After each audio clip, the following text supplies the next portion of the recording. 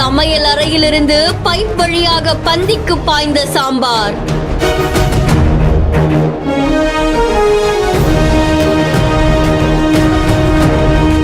மலை போல் குவிந்து கிடந்த சாதம், கத்திரிக்காய் முருங்கக்காய் போட்டு கமகமன தயாரான சாம்பார்.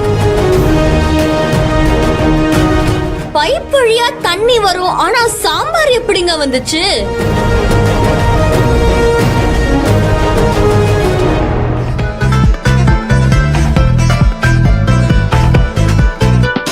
ரெண்டு லட்சம் பேருக்கு கம கமன்னு அசல விருந்து தயாரிக்கப்பட்டிருக்கான்.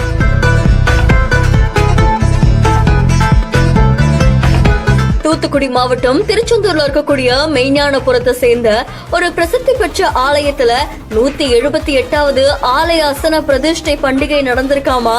இதை முன்னிட்டு ஆலய நிர்வாகத்தின் சார்பில் பொதுமக்களுக்கு விருந்து வழங்கப்பட்டிருக்கு. இந்த விருந்துக்காகவே 18 டன் அரிசி, 5 டன் பருப்பு, 7 டன் காய்கறின்னு பட்டாணி கூட்டுன்னு கம கமன்னு மணக்க மணக்க 2 லட்சம் பேருக்கு அசன விருந்து தயாராயிருக்கு. ஒரு பக்கம் சாதங்களுமே மலை மாதிரி குவிஞ்சு கிடந்திருக்கு.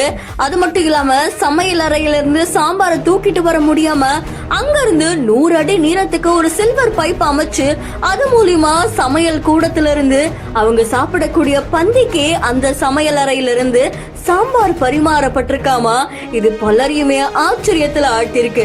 அதை தொடர்ந்து சுற்று வட்டார பகுதியை சேர்ந்த திரளான பொதுமக்கள் இந்த அசன சாப்பாடை சாப்பிடுறதுக்கு வந்திருக்காங்க. இதை தொடர்ந்து இந்த வருஷம் சுமார் 2 லட்சம் பேருக்கு சாப்பாடு வழங்கப்பட உள்ளதா ஆலயத்தின் ஆயர் தெரிவிச்சதா கூறப்படுது.